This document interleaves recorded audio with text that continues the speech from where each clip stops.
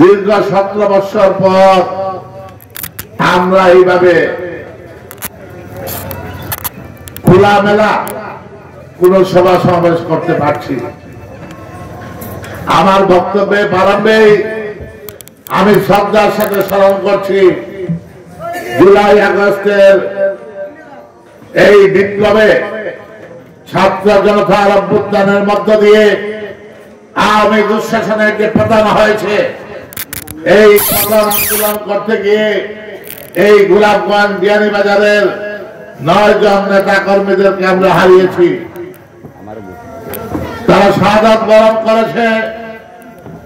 আল্লাহ পাক রব্বুল আমিনের কাছে আমরা সবাই দোয়া করি, প্রার্থনা করি তাদেরকে যেন আল্লাহ তাদেরকে যেন শাহাদাতের দরজা দান করেন।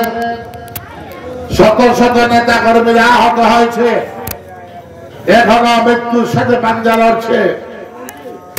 আজকের এই সভার প্রারম্ভে আমি প্রশাসনের যারা দায়িত্বপ্রাপ্ত লোক এখানে রয়েছে তাদেরকে বলতে চাই, আপনারা আপনাদের ঊর্ধ্বতন কর্তৃপক্ষের কাছে এটা বলবেন, লিখে রাখেন আমরা এখনো রাস্তায় নামি নাই। আমরা আমাদের 7 জন কর্মীকে হারিয়েছি। কার গুলিতে কারা তাদেরকে হত্যা করেছে, এই 14 আগস্ট এবং 5 তারিখে কারা এই ঢাকা দক্ষিণে এবং গোলাপগঞ্জের চৌমুহনীতে কারা অস্ত্রের জঞ্জনানি করেছিল, কারা প্রকাশ্যে অস্ত্র নিয়ে বেরিয়েছিল, সেই আওয়ামী সন্ত্রাসীরা এবং আওয়ামী পুলিশ, যারা আওয়ামী লীগের আওয়ামী পুলিশ হিসাবে চিহ্নিত হয়ে আমাদের এই নিরীহ 7 জন মানুষকে শাহাদাত বরণ করেছে, যাদেরকে হত্যা করেছে, এই হত্যাকারীদেরকে চিহ্নিত করতে হবে। তদন্তের মাধ্যমে বের করে আনতে হবে কার গুলিতে, কার আঘাতে, কার বন্দুকের গুলিতে তারা শহীদ হয়েছে, তাদেরকে চিহ্নিত করে আইনের আওতায় এনে তাদেরকে বিচার করতে হবে। এটা হচ্ছে আমাদের প্রধান দাবি। আজকে 17 বছর মানুষ কথা বলতে পারে নাই। সারা বাংলাদেশের মানুষ একটি বৃহত্তর কারাগারে বন্দী ছিল। কথা বলার অধিকার ছিল না, সভা সমাবেশের অধিকার ছিল না। এই আওয়ামী দুঃশাসনে এই 17 বছরে সারা বাংলাদেশকে তারা ধ্বংস করে দিয়েছে। কোনো কিছু রাখে নাই তারা। বটমলেস বাস্কেটের মতো সমস্ত কিছু তারা লুটপাট করে খেয়েছে। আজকে এই আওয়ামী লীগ সরকার এই 17 বছরের শাসনামলে গণতন্ত্রকে তারা হত্যা করেছে, ভোটের অধিকারকে তারা হত্যা করেছে। মানুষ এই 17 বছর ভোট দিতে পারে নাই। একবার বিনা ভোটে 153 জন এমপি হয়েছেন। এই এলাকার বিয়ানীবাজার গোলাপগঞ্জের নুরুল ইসলাম নাহিদ সাহেব 153 জনের মধ্যে একজন ছিলেন। পরবর্তী নির্বাচনেও জনগণ ভোট দিতে যায় নাই, দিনের ভোট রাত্রে হয়েছে।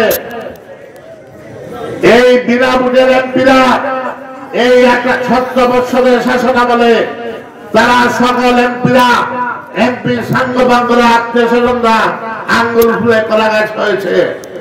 কিন্তু জনগণের কোন অভাব অভিযোগ, জনগণের কোন উন্নয়ন কর্মকাণ্ড তারাই 17 বছর করে নাই। আর করে নাই বলেই আজকে এই এলাকার যে নদী ভাঙ্গন, এই এলাকার যে রাস্তাঘাটের যে দুরবস্থা, আজকে তার প্রমাণ করে এই 17 বছরেও এই বাংলা রাস্তা সহ এই বুদ্ধাইদের রাস্তা, একটা রাস্তারও কাজ হয় নাই। কি দৈন্য দশা!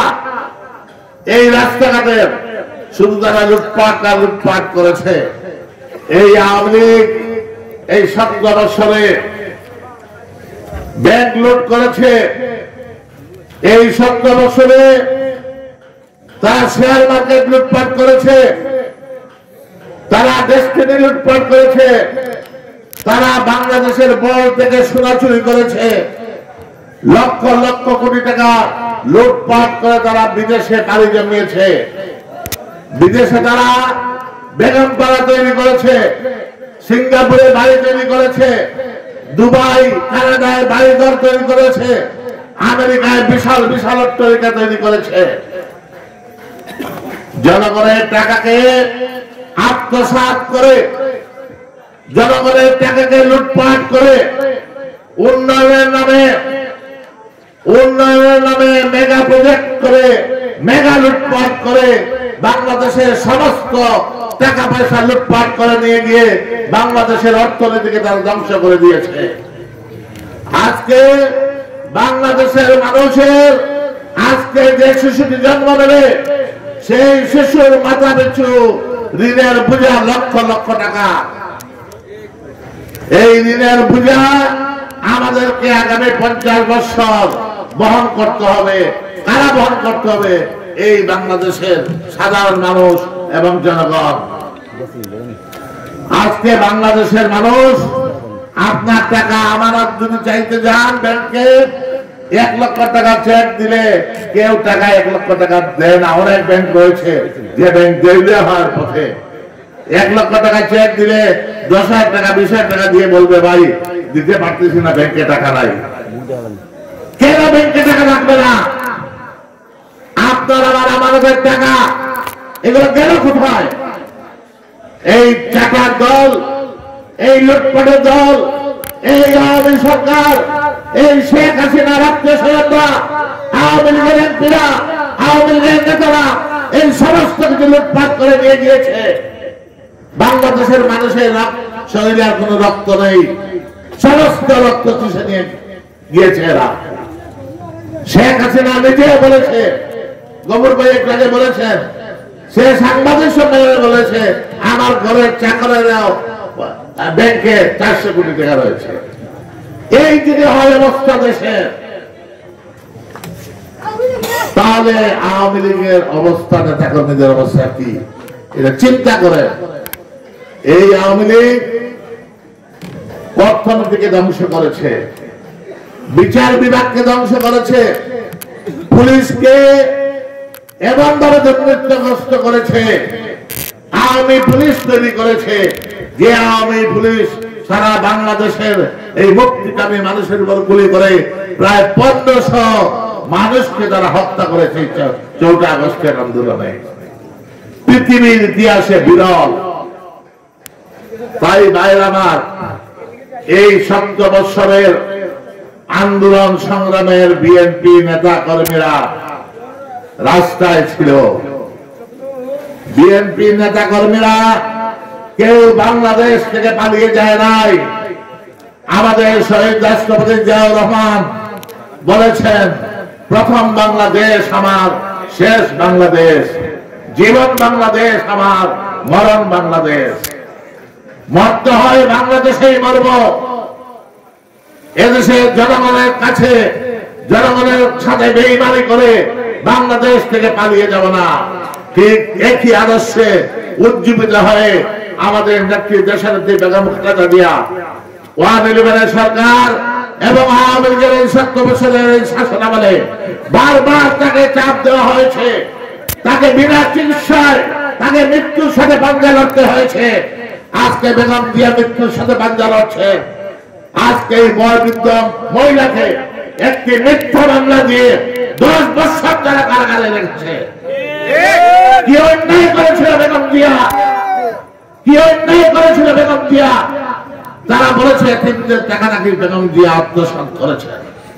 এই টাকা ব্যাংকে যেভাবে ছিল সেইভাবেই রয়েছে, অথচ ব্যাংকে 2 কোটি টাকা এখন 10 কোটি টাকা হয়েছে। বেগম জিয়া একটা দেশের প্রধানমন্ত্রী, জিয়াউর রহমানের স্ত্রী 2 কোটি টাকা চুরি করতে পারে, এইটা কি বাংলাদেশের কোন মানুষ বিশ্বাস করে? অবশ্যই না। অথচ কিভাবে অন্যায় অত্যাচার করেছে, কিভাবে আমাদের নেতা কর্মী ইলিয়াস আলী সহ এই এলাকার আমাদের ছোট ভাই দিনার সহ শত শত নেতা কর্মীদেরকে তারা গুম করেছে। কোথায় কিভাবে আছে ইলিয়াস আলী, কোথায় কিভাবে আছে দিনার আমরা জানি না। আমরা দিনারকে অক্ষত অবস্থায় ফেরত চাই, ইলিয়াস আলীকে ফেরত চাই। তারা কিভাবে আছে, তারা কিভাবে আছে, জীবিত আছে না মৃত আছে? দিনার জীবিত আছে কি মৃত আছে? দিনারের মেয়ে এখনো তার বাবার দিকে তাকিয়ে রয়েছে, তার শিশু সন্তান এখনো বাপকে খুঁজে। আজকে দিনারকে আমরা ফেরত চাই। দিনার জীবিত না মৃত এটাই সরকারকে বলতে হবে।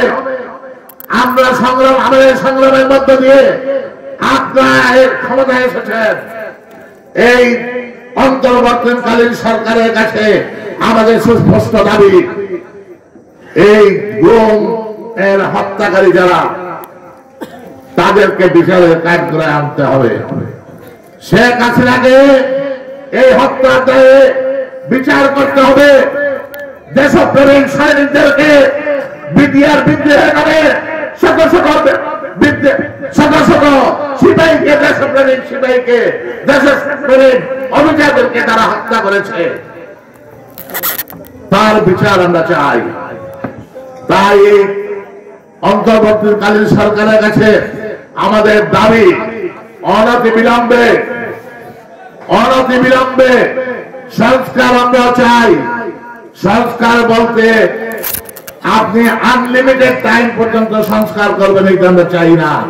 সংস্কার চাই আমরা, ইমিডিয়েট যেগুলো সংস্কার দরকার এইসব সংস্কার চাই। আমরা পুলিশের পুনর্গঠন চাই, আমরা বিচার বিভাগের সংস্কার চাই, আমরা নির্বাচনী প্রক্রিয়ার সংস্কার চাই, আমরা এইসব হত্যাকাণ্ডের বিচার চাই। আমরা এইসব সংস্কারকে সামনে রেখে, সংস্কার হচ্ছে একটি চলমান প্রক্রিয়া, যে সরকার ক্ষমতায় আসবে তারাই সংস্কার করবে। আর সংস্কার করার জন্য, আধুনিক বাংলাদেশ গড়ে তোলার জন্য, গণতন্ত্রের প্রাতিষ্ঠানিক রূপ দেওয়ার জন্য, উন্নয়ন এবং উৎপাদনের রাজনীতি প্রবর্তনের জন্য আমাদের নেতা জনাব তারেক রহমান জনগণের কাছে 31 দফা কর্মসূচি দিয়েছেন। এই 31 দফা কর্মসূচি হচ্ছে সংস্কারের কর্মসূচি। এদের সংস্কার আপনারা যে এককভাবে আপনারা করবেন এইটা আমরা মানি না। অতি প্রয়োজনীয় সংস্কার করে নির্বাচনের রোড ম্যাপ আপনারা ঘোষণা করতে হবে অনতিবিলম্বে।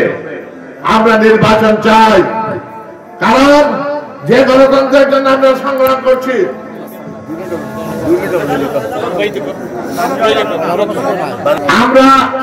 আমরা সংস্কার চাই, আমরা অনতিবিলম্বে নির্বাচন চাই। নির্বাচনের মধ্য দিয়ে এই গণতন্ত্রের জন্য আমরা সংগ্রাম করেছি 17 বছর। এই গণতন্ত্রকে প্রতিষ্ঠানের রূপ দিতে হবে, সংসদে নির্বাচন দিতে হবে, একটি রাজনৈতিক সরকার গঠন করতে হবে। আমরা তার জন্য অনতিবিলম্বে নির্বাচন চাই। আর বিএনপির পক্ষ থেকে আমরা 31 দফা কর্মসূচি দিয়েছি। 31 দফা কর্মসূচির মধ্যে প্রথম এবং প্রধান দাবি হচ্ছে, তারেক রহমান ঘোষণা করেছেন আমরা আগামীতে যে নির্বাচন হবে সেই নির্বাচনে বিএনপি অংশগ্রহণ করবে। বিএনপি কে যদি জনগণ ম্যান্ডেট দেয়, বিএনপি যদি রাষ্ট্র পরিচালনার দায়িত্ব বিএনপি কে যদি জনগণ দেয়, তাহলে বিএনপি এই স্বৈরাচারের বিরুদ্ধে যেসব রাজনৈতিক দল এবং নেতারা এই স্বৈরাচারের বিরুদ্ধে আন্দোলনে ছিল সকলকে নিয়ে আমরা আগামী 10 বছর জাতীয় সরকার গঠন করব। জাতীয় সরকার আমরা চাই, কারণ 71 সালে মুক্তিযুদ্ধের মধ্য দিয়ে দেশ স্বাধীন হয়েছিল। সব রাজনৈতিক দল মুক্তিযুদ্ধ অংশগ্রহণ করেছে, কিন্তু শেখ মুজিবুর রহমান এবং আওয়ামী লীগ দলীয় সংকীর্ণতার ঊর্ধ্বে উঠতে পারে নাই বলেই তারা দলীয় সরকার গঠন করেছিল। আর দলীয় সরকার গঠন করে তারা 72 সাল থেকে 75 সাল আওয়ামী লীগের দুঃশাসন আপনারা দেখেছেন, একদলীয় শাসন ব্যবস্থা দেখেছেন, বাকশাল কায়েম করেছে তারা দেখেছেন, রক্ষী বাহিনীর অত্যাচার, গণবাহিনীর অত্যাচার আপনারা দেখেছেন, দুর্বৃত্ত আপনারা দেখেছেন, লুটপাট কম্বল চুরি আপনারা দেখেছেন। এইটাই ছিল আওয়ামী লীগের একদলীয় শাসন ব্যবস্থার উপহার। আর আমরা চাই এইবার আমরা দ্বিতীয়বার বিজয় অর্জন করেছি, এই বিজয়কে আমরা ধরে রাখতে হবে। ৭১ মুক্তিযুদ্ধের মধ্য দিয়ে যে অর্জন আমরা করেছি, সেই অর্জন জনগণের দ্বারপ্রান্তে আমরা পৌঁছাতে পারি নাই। এইবার আমরা জনগণের অর্জনকে জনগণের দ্বারপ্রান্তে পৌঁছাতে চাই। আর পৌঁছাতে চাই বলেই আমরা জাতীয় সরকার চাই, সব রাজনৈতিক দলকে নিয়ে আমরা জাতীয় সরকার গঠন করবো আগামী 10 বছর। 10 বছর যদি কোন রাজনৈতিক দল আন্দোলন সংগ্রাম না করে, তাদের দেশের জঞ্জাল মুক্ত হবে, তাই না? দেশ ঐক্যবদ্ধ হবে, জাতি ঐক্যবদ্ধ হবে, সোনার বাংলা আমরা গড়ে তুলতে পারবো। আর আমরা চাই, আমরা মেগা রোড, মেগা প্রজেক্ট আমরা চাই না, আমরা ফ্লাইওভার চাই না, আমরা টানেল চাই না, আমরা মেট্রো রেল চাই না, আমরা কৃষকের উন্নয়ন চাই। আমরা বাংলাদেশের মানুষের 90% মানুষ কৃষক, সেই কৃষকের অর্থনীতির যদি ভিত্তি মজবুত থাকে, কৃষককে যদি আমরা বিনামূল্যে সার দিতে পারি, কৃষককে যদি আমরা কীটনাশক ওষুধ দিতে পারি, বীজ দিতে পারি, গ্রামের অবকাঠামো যদি আমরা তৈরি করতে পারি, রাস্তাঘাট, স্কুল, কলেজ, মাদ্রাসা যদি আমরা তৈরি করতে পারি, গ্রামের অর্থনীতি যত মজবুত হবে, দেশের অর্থনীতি তত শক্তিশালী হবে। কৃষকের উন্নয়ন মানে জাতির উন্নয়ন, কৃষকের উন্নয়ন মানে দেশের উন্নয়ন। তাই তারেক রহমান সুস্পষ্টভাবে বলেছেন, আসুন আমরা কৃষি ভিত্তিক অর্থনীতি আমরা গড়ে তুলতে চাই। আমরা হাঁস মুরগির পালন করব, মাছের চাষ করব, সবজির চাষ করব, কৃষকদের বিনামূল্যে ঋণ দেব, আমরা সার দেব, কীটনাশক দেব। কৃষক বাঁচলে দেশ বাঁচবে। বিএনপির কেন্দ্রীয় কার্যালয়ে বিশাল আকারে লেখা রয়েছে, দেশ বাঁচলে, কৃষক বাঁচলে দেশ বাঁচবে। এই স্লোগানে বিশ্বাসী আমরা। এতে বিএনপির হাতকে আপনারা শক্তিশালী করুন। ইনশাআল্লাহ আমি এই আপনাদের এই পার্শ্ববর্তী বিয়ানীবাজারের দুবাগ ইউনিয়নের সন্তান, আমিও আপনাদের মতো নদীর পাড়ের লোক। আপনারা আমাকে সহযোগিতা করবেন। আমার চাওয়ার কিছু নেই। দল যদি আমাকে নমিনেশন দেয়, ইনশাআল্লাহ আমার জীবনের 40 বছর রাজনৈতিক জীবনে কোন কালিমা নেই, রাজনীতি করে যাচ্ছি, জনগণের সাথে কাজ করে যাচ্ছি। ইনশাআল্লাহ বাকি জীবনটাও রাজনৈতিক ভাবে আপনাদের পাশে থেকে যাতে জীবন কাটাতে পারি, সেই আশা রেখে আপনারা আমার জন্য দোয়া করবেন। আপনারা সবাই ভালো থাকেন। এই কথা বলে আগামী দিনে ইনশাআল্লাহ বিএনপির পতাকাকে আপনারা শক্তিশালী করবেন, দানের শীর্ষের পার থেকে ভোট দেবেন এবং উন্নয়ন এবং উৎপাদনের যে রাজনীতি, সেই রাজনীতি আবার প্রবর্তন হবে। মিথ্যা মামলা বিভিন্ন জায়গায় হচ্ছে। এইখানে আমাদের এক নেতা জাকারিয়া সহ অনেক নেতাদের উপরে মিথ্যা মামলা রয়েছে। আমি অনেকের নাম বলছি না, আমি অনেকের নামে রয়েছে। এইসব মিথ্যা মামলা নিয়ে কেউ বাণিজ্য করছেন। এরা বিএনপির কেউ না, এরা হচ্ছে দুষ্কৃতিকারী। আপনাদের কাছে অনুরোধ, বিএনপি পরিবার এবং বিএনপির কোন মানুষ বা নির্দোষ কোন মানুষ যদি এইসব মিথ্যা মামলায় আক্রান্ত হন, আপনারা আল্লাহর রাস্তায় আমার সাথে যোগাযোগ করবেন। আমি এইসব দেখবো।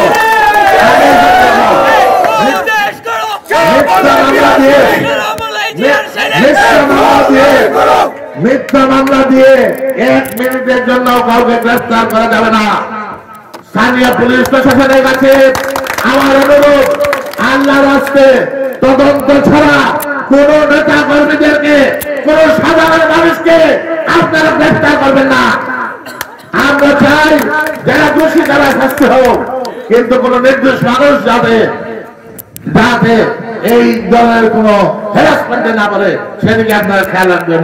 সবাইকে ধন্যবাদ জানিয়ে আমি আমার বক্তব্য শেষ করছি। খুদা হাফেজ। বাংলাদেশ জিন্দাবাদ, বাংলাদেশ জাতীয়তাবাদী দল জিন্দাবাদ, দেশনেত্রী বেগম খালেদা জিয়া জিন্দাবাদ, তারেক রহমান জিন্দাবাদ, জিন্দাবাদ।